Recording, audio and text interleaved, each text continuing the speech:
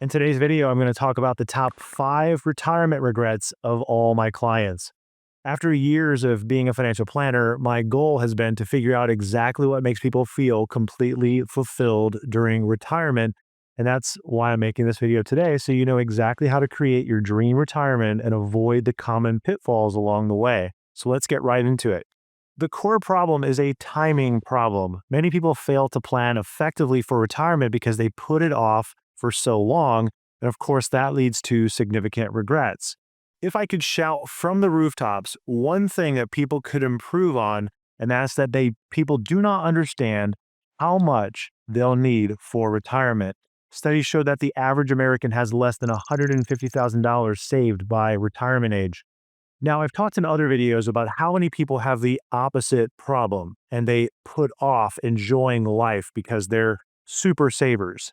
But I think that my view is pretty skewed compared to what's happening out there for many people on the other side of that statistic. Rather than putting off gratification, they've embraced gratification because their current expenses are staring them in the face and they're seeing all sorts of types of lifestyles on social media, and it tends to lead us to be short-sighted on what it's going to take to really maintain that future lifestyle that we want. And I think many people also have this mentality about their health that I would summarize as, it won't happen to me.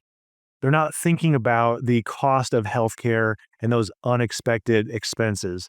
Now, I have to admit, financial planners find it very difficult to convey the true cost that can come up because there's a general lack of financial literacy. It's leaving people ill prepared to make informed retirement decisions. This leads people away from doing the most important thing that they can do, which is regularly assess their retirement strategy, especially as their life circumstances change. If they're lucky, they're going to take advantage of that decade of their 50s to get serious about retirement planning so that they can still take advantage of that compounding growth potential. It's always difficult to watch someone discover that their expectations about their retirement lifestyle and what they're expecting do not match the financial reality that they've prepared for. Maybe we believe some false underlying beliefs that support this thinking. Let's see if this sounds familiar to you.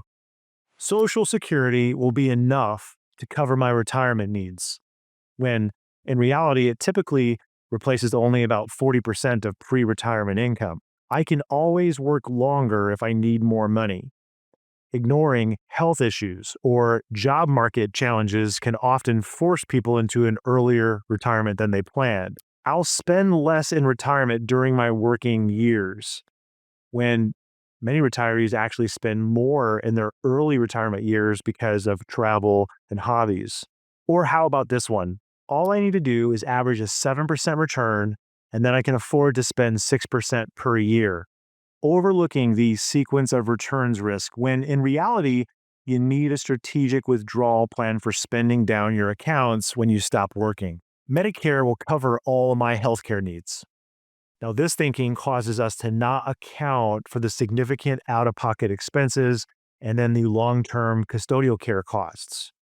Or this last one, I can catch up later with bigger contributions. And here we're underestimating the enormous power of compounding interest over the decades. I want to encourage you to challenge those beliefs, because when you do, good things can happen. Good things like not being forced to downgrade your lifestyle, which negatively affects the loss of identity that retirees are struggling with. We're already struggling with that enough. No longer being useful at work and downgrading your lifestyle can really add to that challenge and feeling that way. Other good things like never becoming financially dependent on children or family members. We hear this one from a lot of people, and it's something that everybody wants to avoid because we want to and we need to preserve our dignity. Not to mention avoid straining relationships, because your family is everything, especially as we step into and want to enjoy our next chapter. You also preserve your health when you reduce your anxiety about money. That way, you enjoy many years of retirement with less stress. Other good things include not having to return to work if you intend to be fully retired. Working part-time is fine if you want to, but not at the expense of missing out on opportunities to pursue passions and bucket list experiences due to you having some type of financial constraints? And what about navigating healthcare decisions where you can do it based on the best outcome that you want to have with your health rather than choosing a procedure because of the cost? Not to get too graphic here, but we see it happen with teeth. It's better to be able to afford implants rather than being forced to go a different route, say maybe dentures or bridges. You see, challenging your beliefs during this period of your life can put you in a position to better be able to help your children or your grandchildren when they need it the most. And just in general, taking the right actions early on in life can keep us from depleting our savings too quickly, which can also contribute to a better experience with our spouse because we're not dealing with difficult compromises that neither person anticipated. And here's the most important thing. While most people passively drift towards retirement, hoping that things are going to somehow work out, successful retirees deliberately create their financial future through consistent planning, realistic expectations, and regular course corrections long before they need to rely on their savings. The majority of people wait until the last minute to seriously plan for retirement. It's the craziest thing for me to see how many people wait as long as they do, because the reality is the happiest people we ever meet are the people who make consistent adjustments throughout their working years. There's a very clear pattern. The same people who put it off tend to also be the people who underestimate their longevity and healthcare costs. And those people who are the most aware of their plan and in tune with it throughout the years, especially the 10 years leading up to retirement, they're happier and they have less regrets. You see, the average person relies primarily on their 401k, their Social Security. But financially secure retirees build multiple income streams that continue working for them in retirement. And here's something I want you to not miss.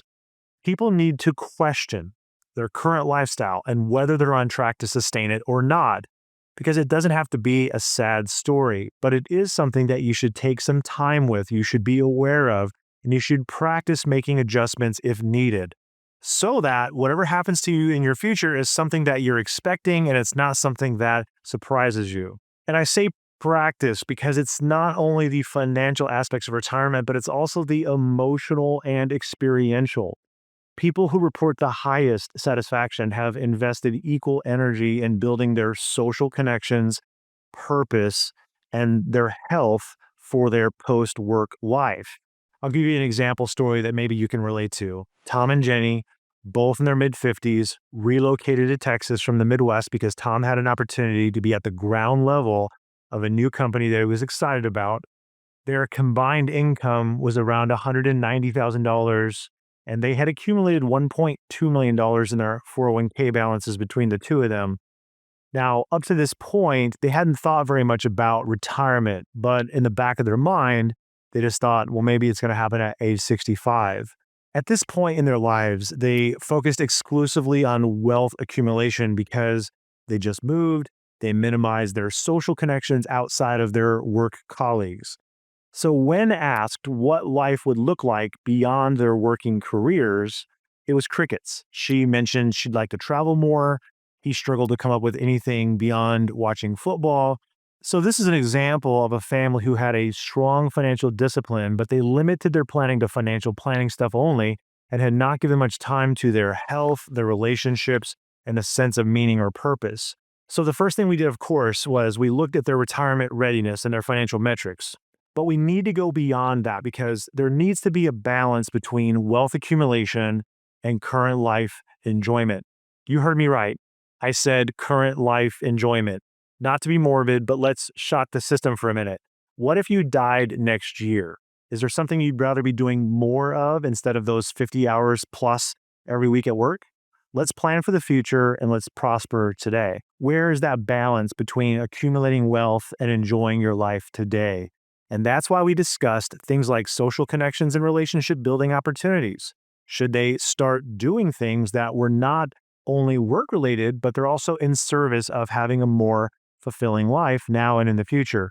We discussed health and what are some of those proactive things that they hadn't made time for.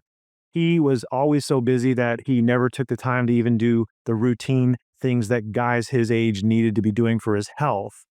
We talked about their values and their interests and the possibility of exploring new interests. Oftentimes, what people say their values are and what they actually do are not in alignment. They valued time with each other and making new connections. And after taking an inventory of how they spent their time, that helped them to realize that there was a major disconnect there. So, where was their plan headed? Well, financially, they were on track to be secure.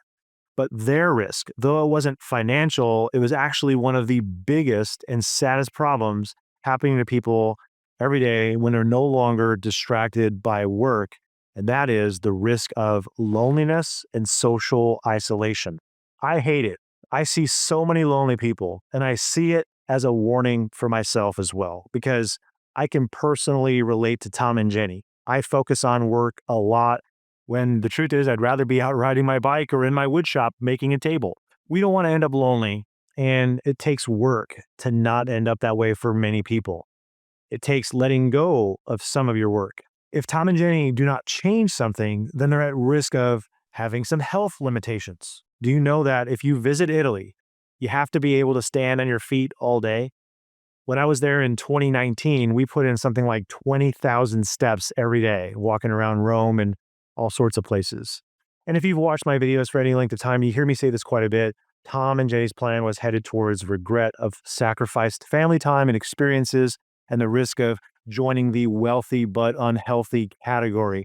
So we didn't want them to be members of the wealthy but unhappy group, and neither did they. So here's a few things that we did with Tom and Jenny. We implemented a life portfolio planning alongside their financial portfolio, and that looks like including some life goals along with their financial goals. Things like exploring new hobbies, showing up for new social connections, or even testing living in a new part of the country a short time each year. We created a specific intention for the last decade of their working life where they adjusted their work schedules a bit and they could do some rehearsing for retirement types of activities. And it can be easy. So, for example, the intention of doing X or Y lives on the one-page financial plan that you hear me talking about. And each time we meet with them throughout the years, we can check in and see how those things are going. That one-page plan also included some things for optimizing their health and also mapping social connections and exploring volunteer opportunities. So there were some accountability things happening for them as they would also be looking at their finances. Now, at first, Tom and Jenny didn't know how to make new connections and do new things. It can be intimidating, and they didn't know where to start. But they knew that the most important thing for them was to just slow down, make some time so that these things can begin to take shape. They were willing to do that when they knew that they were working towards finding a balance in their immediate life circumstances without sacrificing their future security. And that's the reason many people tend to overwork and put off enjoying life, is that they don't know how on track they are if they can afford to slow down a bit. And as you can imagine, Tom and Jenny found their balance that led to them feeling incrementally better and more at peace about life, and even made work more enjoyable because they're no longer living with a death grip on preparing for the future. They started enjoying more of life today. They shifted from retirement anxiety to confident anticipation. Their marriage relationship improved because they were on the same page with a shared vision about the future. Tom lost weight because he had less cortisol running through his body all the time, and his blood pressure even improved. And while they were going through the process of exploring a life outside of work, they were surprised to discover that they both had an interest in something that I personally love, which is road cycling with a group. And they joined a Saturday morning group ride. And this is something they can take with them into their retirement years. As they began to establish meaningful connections outside of work, they started to also adjust their spending to these new experiences while maintaining financial security for the future. And it was actually a little bit easier than you think because they had previously been spending money on things that were used to calm their stress. Things like, more entertainment for maybe more alcohol than usual and some unplanned shopping sprees. And over time, they developed an identity beyond their professional titles and achievements. They figured out that this is what was causing that nagging unease and stress. And They experienced a profound relief to feel better about today, but also feel better about tomorrow. Now you know what these regrets are and how to create a fulfilling retirement that's right for you. However, the biggest thing I want you to take away from this video is that retirement happiness for everyone is highly personal. So it's important that you get clear on what that looks like for you so you can structure your plan around it. But I know there can be a lot of moving parts to consider, and many people need help with this. If you want to explore how we help people to prepare to someday retire with calmness and clarity, click the first link in the description and you can schedule a one-on-one call with myself and my team. We'd love to meet you. I'll see you in the next video.